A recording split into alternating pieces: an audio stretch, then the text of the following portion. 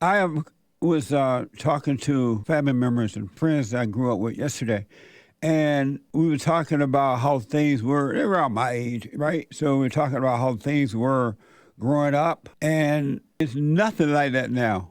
It's crazy. It's nothing like that now.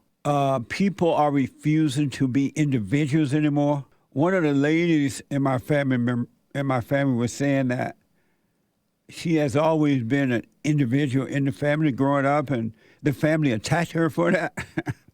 And now, as an adult, she's been attacked, and she can't help but be an individual. And I do notice that the hardest thing in the world for the average person to be is an individual, to stand alone. It just totally changed. And another one of the people I was talking to said that they don't vote anymore because voting is not the same anymore. We now have, first, they don't trust voting. They just think it's just rigged now. And this person was a Democrat, not a Republican. It doesn't matter who you vote for anyway. They're not going to represent the voters. We have a totally different, wild world now. And if you want to understand the world around you, look at the government. The government are the people. And the government is act and do exactly what the people act and do. Wild, out of control, no self-individuality. I became a Republican because my heart changed. The Democratic Party was not for the blacks, that they were just using the blacks, right? So I became a Republican because the Democratic Party was totally opposite of the Republican Party. They hated the military, they hated individuals, they hated unborn children, they hated individuality. And so I became a Republican, and at that time, the Republican Party was more of a Republican Party then than it is today. We only have a one-party system in America today. We do not have a Republican Party and a Democratic Party. Now, they have the name Republican, but that's about it. And they're setting it up to where they don't change anytime soon. It would be impossible. There was a couple races, Republican races, I guess, around the country yesterday, and it was mostly women. And it was mostly women that won. Things are not going. The Republican Party is not going to get better that way. It's not going to be stronger. You're not going to have a representative who can stand against the Democrats because the Democrats are radical. And the Republican representatives do not represent the voters. On Tuesday, the Senate reached an agreement on a gun violence bill. It's not the gun violence, people violence. But they say gun, so you get away from the idea it's the people who are doing it, not the guns, right? And if you're not paying attention, you'll go along with that because you're not thinking for yourself. But anyway, so they reached an agreement on a gun violence bill, on a landmark bill that would stand as Congress respond to mass shooting in Texas and New York that shook the nation. And the only reason that the mass shooting shook the nation because you listen to the media, you listen to the government, everybody crying, oh, the children, same way they did with Ukraine.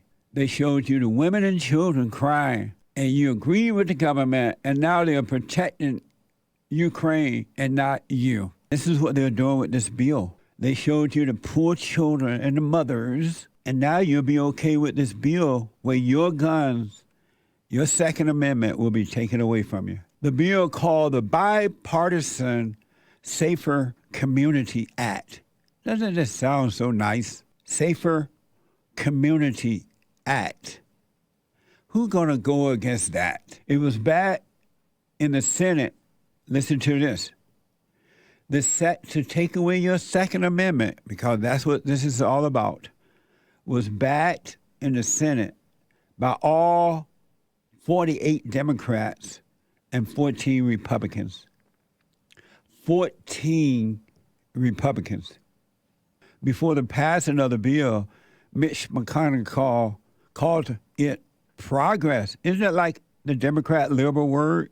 Progress. Senator Cornyn, who, as you know, I asked to be the point person on our side to see if we could come to an outcome after these horrible school shootings. My view of the framework, if it leads to a piece of legislation, I intend to support it. I think it's progress for the country, and I think the bipartisan group has done the best they can to get total support. Amazing. So it's good, right? It's good to take away your right to protect you from the criminals. One of the, this is from Breitbart, one of the bill's Republican backers, John Cornyn, a Republican from Texas, pledged on Tuesday to sell out the American people by trying to advance amnesty for illegal aliens after striking a deal on gun control. And he knows that the people are going to keep voting for him. Because if he was concerned about being voted out, then he wouldn't do it. This is a spiritual battle, folks. It looked like a physical battle if you're blind and can't see, because you're just looking at the physical person. You're not looking at the spirit of the person. And the reason you're not looking at the spirit of the person is because you're not looking at it within yourself, not with a real desire to overcome.